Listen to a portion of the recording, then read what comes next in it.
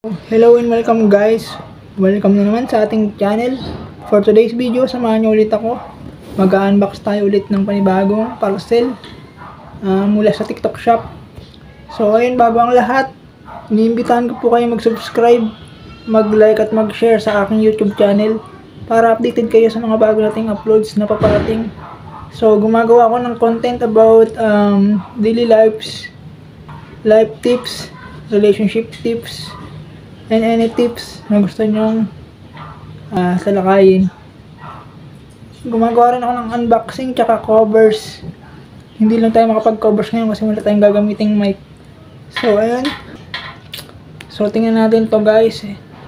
Etong bagong i-unbox natin ngayon. Tingnan natin ang quality. So ayun, salamat sa inyong panonood. Simulan ko na. Mag-intro na muna tayo guys. So, ito na guys, papakita ko sa inyo yung i-unbox natin. Ito na guys, sisimulan ko na ang pag-unbox. Makikita nyo na kung ano yung klaseng transparent na lagay ng figure ang aking binili. Actually, maganda siya smooth, hindi ko na kailangang buuin kasi nakabuo na siya. Ilalagay ko na lang yung mga figure na yan. Actually, kulang pa nga ng isang set. Kasi 6 lang ang pwedeng ilagay. Meron pa akong 6 na natitira. So, ayan, yun naman ang pagbabalakan kong bilhin sa susunod. Mura ko lang siya nabili, 150 lang sa TikTok shop. Ngayon more or less nasa 185 na siya ang isa. So baka sa susunod na lang ulit ako bumili pag napamura pa tayo. Hindi ako nahirapan pa sa pagbukas dyan kasi madali lang siyang buksan. Kala ko nga nahihirapan ako, yung pala hindi naman. Kasi sa ibang binubuksan ko nahihirapan ako, pero dito hindi. Kaya hindi tayo natagalan pag-unbox. Fast forward na natin para mabilis.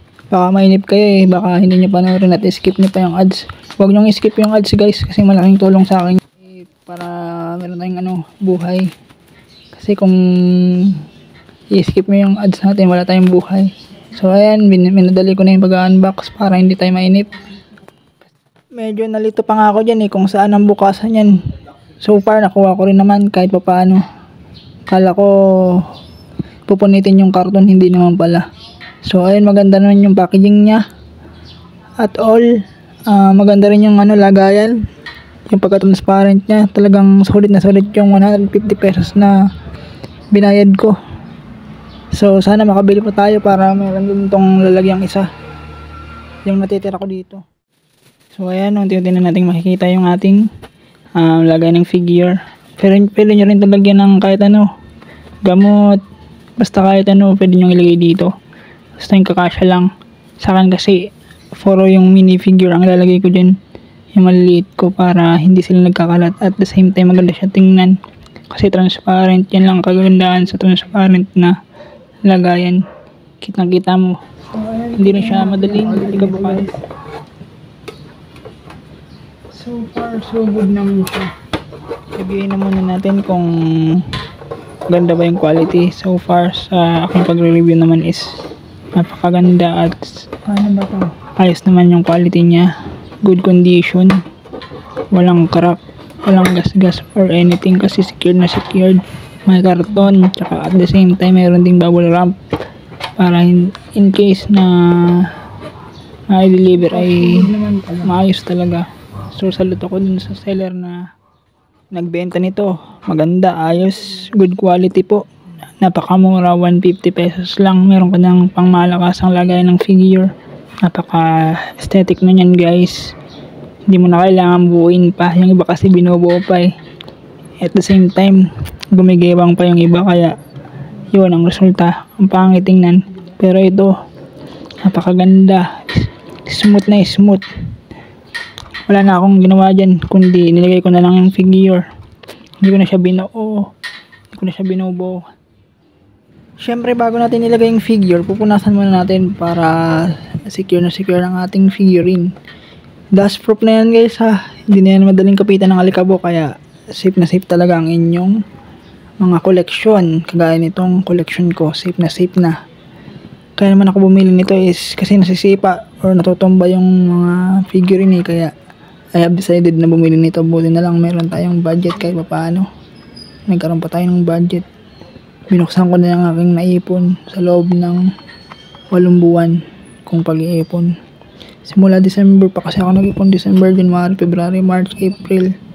So ilang buwan yun. Kayo na lang nagbilang. Hindi ko natanda eh. Basta December ako nagsimulang mag-ipon. So ayun, naka 1k naman din tayo dun. Kaya paano. And then yung natira syempre, iiponin ulit natin hanggang sa makabili tayo ulit ng ating mga collection. Kaya kung ako sa inyo guys, supportahan nyo ang aking mga ginagawang video para makabili pa tayo ng mga collections pang parating at saka makapag-unbox pa tayo. Kasi para ayun, para bigyan ko kayo ng mga tips tungkol sa tamang pagbibili ng mga items sa social media. Kasi hindi naman lahat ng items sa social media is original or masasabi mo talagang may quality. Kasi yung iba dun replica lang, di naman talaga original. So ayun lang. Ito lang namang nabili ko is aesthetic naman, masasabi ko namang may quality naman. Dahil yun nga, hindi naman na-crack or wala namang damage. Hindi rin naman ako nahirapan sa paglalagay kasi hindi na kailangan buuin. Lalagay mo na lang yung mga collections mo. So ito, nilagay ko na lang yung mga collections ko para hindi na sila natutumba palagi at nakaayos na sila, nakaset aside na sila. So ayun lang, at sana ay nag-enjoy kayo sa video natin for today. At kung nagustuhan nyo itong video na to, bigyan naman ng isang bagsak na like. Mag-subscribe na din kayo para updated kayo sa mga bago nating uploads na paparating. Ako ang inyong Kuya Josh TV Official, nagpapaalam sa ngayon. Bye bye, God bless you. Road to 5k subscribers na po tayo. Sana po ay ma-reach out na po natin ang 5k subscribers.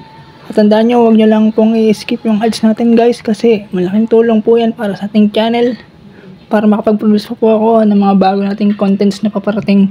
So ayun nga, magpapaalam na ako guys. See you sa susunod na video. Mag-ingat kayo palagi. God bless. See you.